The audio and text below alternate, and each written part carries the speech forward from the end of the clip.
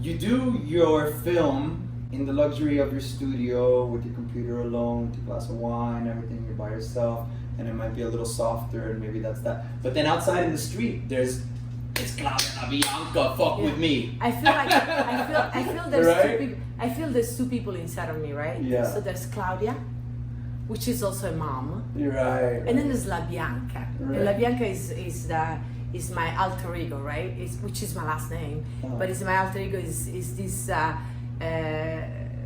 comic book characters with shitload of balls Yeah. that is not afraid of anything. So it's a good balance inside because you need to have both. Well, I was born in a family of artists, so I'm the last one of 4 children, and my siblings were already studying art in school. So for me, it was very easy to get into the art scene and understand because everybody was drawing or doing something yeah. So the thing is that one of my sister, she was a runway model, and because my mom was working, my older sister, which was a runway model, she would take me to the backstage where all the models will get dressed and get naked. So I would be there at 6-7 years old drawing these models. So I got into fashion at the beginning because my other sister, my middle sister, was studying fashion. My other sister was a runway model. So that's how I kind of got into the figurative and the female. It was very prominent in my childhood. So that's how I got into it. And you were how old, more or less? I would say 6, 7. I was young. And this is in Italy. This is in Italy, yes. Where in Italy are you from? I'm from Sicily, Okay. Bagheria. It's a little town in Sicily, and it's funny because in Sicily, the mind, it's so close. The culture is so. It's a little town, so everything is old and Traditional. enclosed, traditional. Yeah, more. And but I had these parents that kind of lived in the United States, so they understood that they had to leave us free. So I was able to be free and experience my own path. Oh, my mom and my dad used to draw. My dad used to draw horses in a beautiful way, and my other sister, my middle sister, she was a fashion designer. So I was very inclined to fashion, and then I had a brother which was a filmmaker. So we had a little bit of everything in the family. Now, I always loved cartoon characters and comics. I was always drawn to it. So I kind of took the fashion and the comic book that I like and kind of blend them together. Well, because also when I was little, and I was growing up, I was chubby, right? And I was getting bullied by the boys. So what happened is that I would go back home, and instead of being depressed, I will draw these beautiful superheroes that at the end of the day they saved me, Yeah. and I would dream I would be one of them one day. Somehow, somewhat, I will be one of them, which You are, yeah. That definitely. So we're talking still 10 years old, Yeah, or 12 years old. We're talking before now puberty. Fast forward now. There's a lot of that in your work still right now. Yeah, it came back. Yeah, it came back strong. It's strange because it was at the beginning, and then as I was growing up, I went into fashion design. I studied fashion design in Italy, and that's what I thought I want to do. But then I moved to United States when I was 18, and I felt like, and I still feel like I was 2 liters of water inside of a bottle of 1 liter. Yeah. So I needed to explore and to be and to understand who I really was. And Sicily didn't give me that opportunity because there's so much culture and everybody has to follow the culture. And I always was the one that never followed the rules. So when I had the opportunity to come to the United States, it was a dream come true. And here, I've discovered myself. I get passionate, but I don't get too attached to one medium. I like to explore different mediums. So whatever it is, the medium that at the time I'm attracted to. So if it's filmmaking, if it's fashion, like models, if it's murals, paintings, sculptures, I see no limits. You know, people are sometimes are like, and that's the one thing that is different of the way I see and the way other people see it. Is when somebody, you know, comes up with an idea and says, "Oh, I wish I could be that." I say, "I wish I could be that," and then I work myself into it. Yeah. And you know, sometimes, you know, you need to know the techniques. You need to go to school, but sometimes you don't. You just do it. And you know what? If you fail, who gives a fucking flying fuck?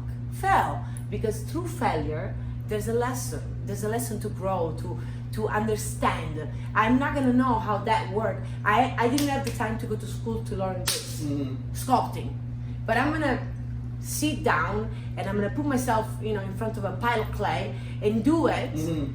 And the thing is, like, you know, you just have no fear. You have to have no fear. And when it comes to street art and, like, you know, the I paint it's mainly focused on woman empowerment, and it comes back when I was little and I was drawing this, you know, superhero and this sexy woman, is because they were my salvation, right? They were my salvation to say, yeah, I am that, and one day I'm gonna fucking slap her in your face, which I did.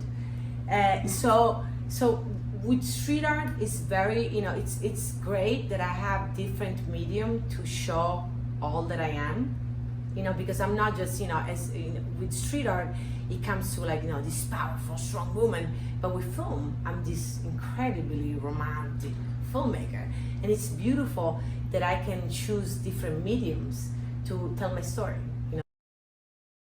I had a lot of people that were telling me, obviously, like everybody, you know, they were telling me, yeah, you're not going nowhere. Why are you doing this? You're doing film. You're working for this company. Don't do that. Don't do that. And I was like, no, I'm gonna do what my heart tells me to do, because when you do something from the heart, no matter if it's gonna go forward or not, you're doing something that makes you happy, and that's important. The important thing is to be happy in the moment, because the moment that you're happy in the moment, that everything that you desire will manifest around you, right?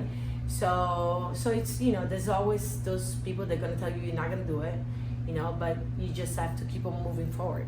My first jobs is being an artist and being a mom, and sometimes, you know, I get drained, and I get to a point that I'm like, oh my god, I have these moments of like, I have to stop.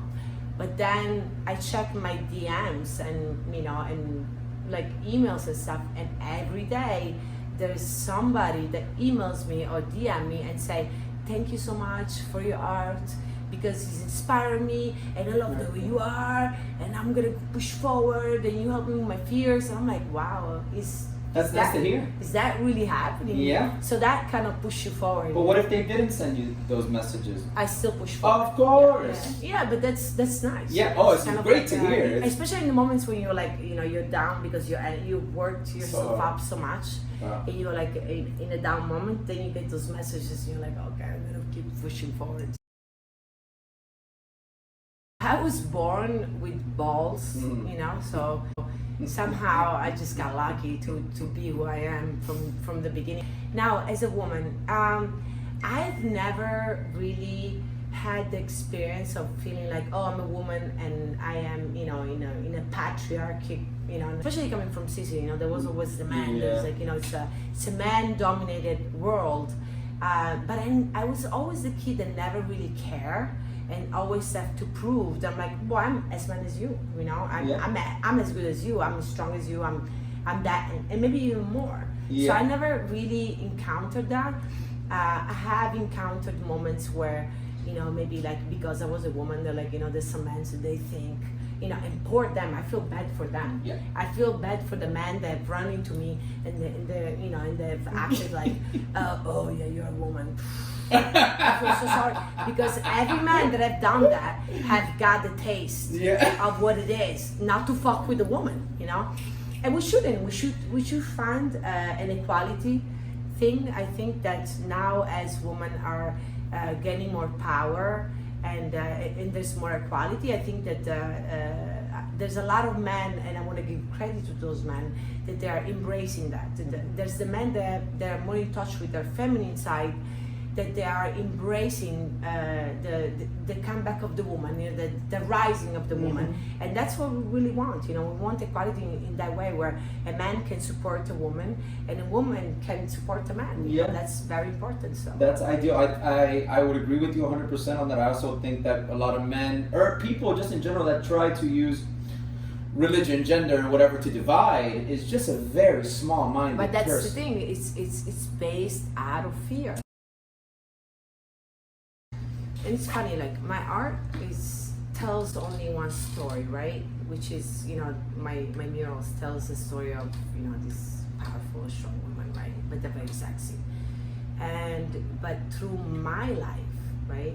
I feel that of what I do, and because I expose myself a lot through my social media, I feel that I'm telling my story too, of saying, don't be afraid, just do it. You know, just don't care about the comments, don't care about how it's gonna hand, just follow your art and just do it. And through that, it's incredible how many people I've inspired. So I'm on a roll, baby. I know you are. I know you are. I can see it. I can feel it.